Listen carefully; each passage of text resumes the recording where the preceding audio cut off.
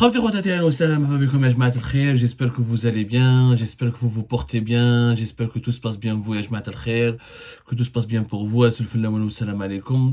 Tout à l'heure, nous avions commencé cette journée du 23 février 2024 par des explications, un décryptage, une analyse sur l'ambition africaine de l'Algérie qui se réveille de sa torpeur, qui arrête de narguer le continent africain, notamment ses pays voisins immédiats, et qui veut maintenant aller à la conquête des marchés africains pour concurrencer le Maroc, pour ne pas laisser trop trop le terrain vide. L'Algérie, il faut dire la vérité, elle a longtemps laissé un terrain vide au Maroc lui a permis d'avoir une véritable expansion économique sur le marché africain, de s'intéresser énormément de s'implanter dans les marchés africains et de devenir un pays qui aspire à devenir le leader économique du continent africain. Aujourd'hui, le Maroc a une influence économique sur le continent africain. L'Algérie le constate à ses grands dépens, ou là à ses dépens, là à son grand regret, et elle veut rattraper son retard au niveau de l'influence économique et diplomatique sur le continent africain. Alors, ces dernières années, le retour du Maroc au sein de l'Union africaine 2017, l'ouverture de pas mal de consulats africains à l'Aïoun au Sahara occidental qui reconnaissent la marocanité du Sahara occidental, l'augmentation de la présence économique, le renforcement de la présence économique marocaine en Afrique, les échanges économiques et commerciaux de Marocains qui ont beaucoup été renforcés, qui ont augmenté avec les pays africains. Donc, il y a une présence forte économique et diplomatique du Maroc. J'ai fait les derniers projets, le gazoduc Nigeria, Maroc, sur lequel le Maroc travaille depuis bien avant 2019, mais qui a pris une dimension importante en 2021, en 2022. Le Maroc qui a proposé une alliance économique et stratégique avec les pays du Sahel, qui sont le Burkina Faso, le Mali, le Niger et le Tchad, pour construire une nouvelle route maritime et une nouvelle route commerciale qui par la Mauritanie, mais pour connecter ces pays africains au nouveau port de Dakhla au Sahara occidental, pour leur permettre de ne plus dépendre des ports des autres pays de l'Afrique de l'Ouest, notamment d'Abidjan ou là de Dakar. Alors que les trois pays du Sahel, le Burkina Faso, le Niger et le Mali ont voulu construire une alliance solide, un groupe qui s'appelle l'Alliance des États du Sahel et ils ont quitté officiellement la communauté des pays de l'Afrique de l'Ouest. C'est un processus de séparation d'ailleurs qui va durer une année, entre 2024 et 2025. Donc le Maroc se rapproche de ces pays-là, propose des alliances, les délégations marocaines qui débarquent à plusieurs reprises dans les capitales africaines, ça a réveillé l'Algérie. Ça a provoqué l'Algérie qui a toujours, jusqu'à avant le retour du Maroc au sein de l'Union africaine en 2017, c'était le leader naturel des pays, notamment du Sahel. Et il avait des relations très stratégiques et très solides avec les pays africains. L'Algérie avait une longueur d'avance importante par rapport au Maroc sur le plan géopolitique dans le continent africain, parce que le Maroc n'était pas présent au sein de l'Union africaine. Les pays qui soutenaient la cause du Sahara occidental étaient beaucoup plus nombreux avant 2017 qu'aujourd'hui. Maintenant, l'équation a totalement changé, les rapports de force ont totalement changé. L'Algérie veut maintenant, elle a accusé du retard, notamment sur le plan économique. Si elle a été bien présente dans la diplomatie sécuritaire, elle a compris que la diplomatie sécuritaire et la diplomatie uniquement sécuritaire et de lutte contre le terrorisme, ça ne suffit pas. Les pays africains ont changé. Ils ne veulent pas parler uniquement de sécurité, de lutte contre le terrorisme. Ils ont besoin de développement économique, ils ont besoin de croissance économique, ils ont besoin de prospérité, ils ont besoin de développer leur économie. Et ça, le Maroc arrive à leur parler de manière beaucoup plus intéressante ce langage économique que l'Algérie. L'Algérie, pour se rattraper, elle a décidé quoi? D'abord, de créer des zones de libre-échange avec ces pays voisins, notamment la Mauritanie, le Niger, le Mali, la Libye. Mais elle a décidé aussi de créer des projets communs, comme on l'a vu tout à l'heure avec l'exemple de la Mauritanie, une nouvelle route qui relie Tindouf à Zouérat, des zones de libre-échange, l'Algérie a implanté elle a déjà deux banques en Mauritanie, une première banque au Sénégal à Dakar depuis 2023, elle essaie d'exporter vers les pays africains, elle essaie d'encourager ces entreprises d'aller vers les marchés africains, elle essaie de former des élites africaines, notamment dans le domaine de l'énergie, mais le problème de l'Algérie, c'est que malheureusement, elle a du mal et elle va avoir beaucoup de mal à rattraper son retard économique par rapport au Maroc au niveau des échanges économiques, au niveau de l'efficacité et de la pertinence des échanges économiques avec le continent africain. Nous allons voir le chiffre.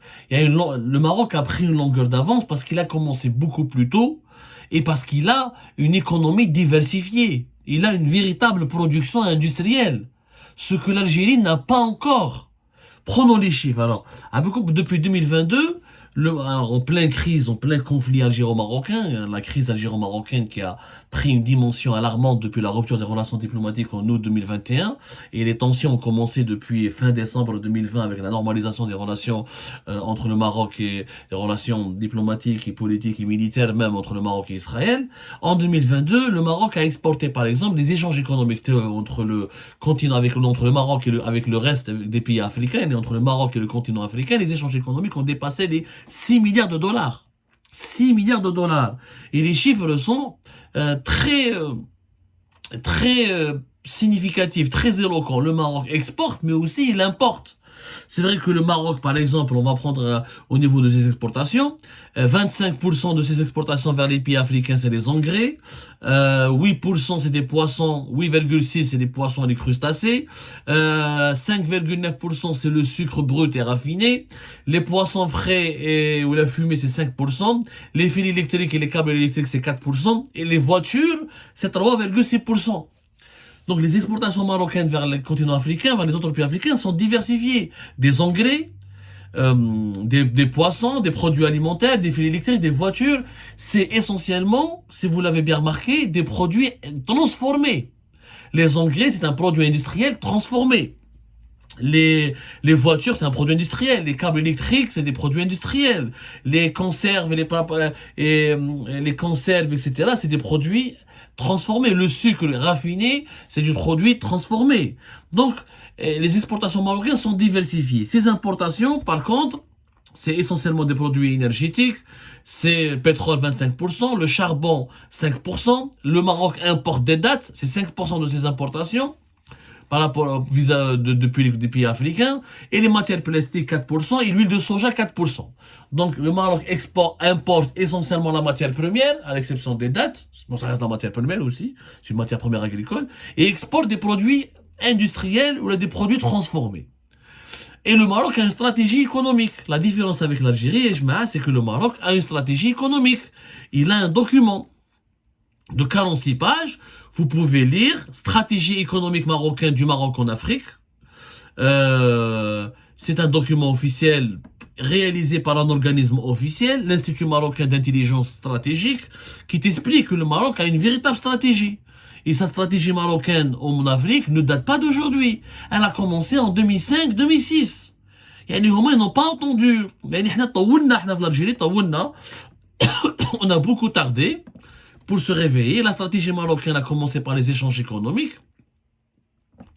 La stratégie marocaine a commencé par installer des banques. Aujourd'hui, les banques marocaines sont présentes dans au moins 10 pays, dans des pays importants de l'Afrique de l'Ouest. Depuis 2019, depuis même 2017-2019, les banques marocaines ont atteint des parts de marché de 22% au niveau du marché de ouest africain, par exemple. Il y a des pays qui mettent le Burkina Faso, qui mettent le Mali, Togo, Gabon, Côte d'Ivoire, on trouve des banques marocaines qui ont des parts de marché entre le 10 et 20%. Il y a la concurrence des banques françaises. Donc le Maroc n'a pas commencé depuis aujourd'hui.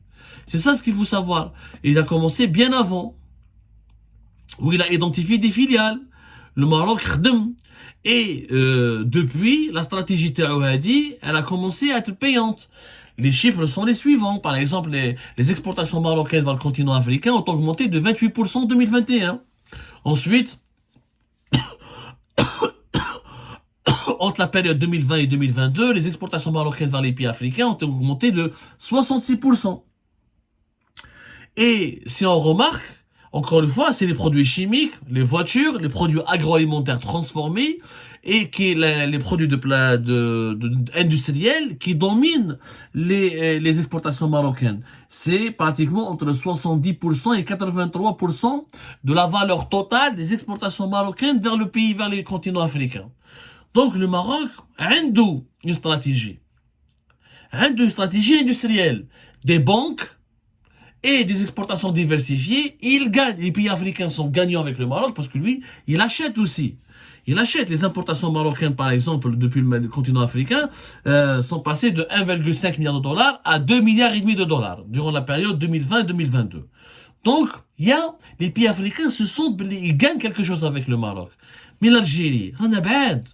D'abord, parce qu'on n'a pas, on n'a pas une industrie. On ne produit pas beaucoup, d'ailleurs, on ne produit pas suffisamment pour nos propres besoins nationaux. Et nos exportations hors hydrocarbures, mis à part le pétrole et le gaz, elles sont faibles.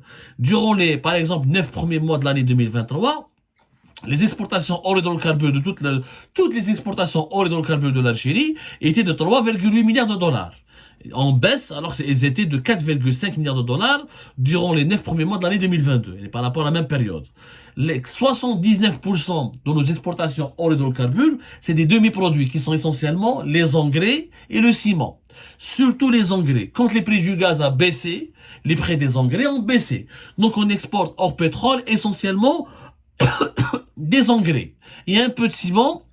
Les produits alimentaires, c'est 7,3%. On a un peu d'électricité. Voilà, l'électricité, on a beaucoup exporté d'électricité. Entre le fin septembre 2022 et fin septembre 2023, on a exporté pour 142 millions de dollars d'électricité. Mais les produits alimentaires, par exemple, on a exporté pour uniquement 45 millions de dollars. Donc, là, on n'a pas de quoi exporter. On n'a que le pétrole et le gaz. Sauf que les marchés traditionnels de l'Algérie pour le pétrole et le gaz, ce ne sont pas les pays africains. Ce sont les pays européens. On a des contrats à long terme avec l'Espagne et l'Italie. On a aussi des contrats avec la Turquie et la Grèce. On a aussi des contrats avec la France et le Portugal. Ce sont eux les clients de notre gaz et essentiellement les clients de notre pétrole. Et c'est pour ça que nous n'avons pas beaucoup d'échanges économiques avec les pays africains qui n'ont pas d'argent, beaucoup d'argent pour acheter notre pétrole et notre gaz. Et il y a d'autres fournisseurs qui sont le Nigeria, l'Angola, qui sont beaucoup plus proches de ces pays africains, les autres pays africains qui leur vendent leur pétrole et leur gaz. Maintenant, quand on prend les chiffres de l'Algérie, on prend la période, par exemple, on a pris les chiffres du Maroc, les chiffres de l'Algérie, une période de, on va dire, d'un 2000 jusqu'à 2017. C'est une étude qui a été faite d'ailleurs. Les échanges de l'Algérie, par exemple, l'Afrique ne représente que 3% des importations de l'Algérie, uniquement 4% de ses exportations. Et de la période 2001-2017, c'est la période qui a été prise par une étude qui a été réalisée en Algérie par un important, le CREAD, qui est un centre de recherche universitaire important à Alger. C'est l'Algérie a exporté vers le continent africain, en moyenne, les exportations d'Algérie, c'est 1,7 milliard de dollars. Et les importations de l'Algérie depuis les pays africains, c'est 1 milliard de dollars. Et la moyenne annuelle de nos échanges économiques avec le continent africain, c'est 2,7, même pas 3 milliards de dollars.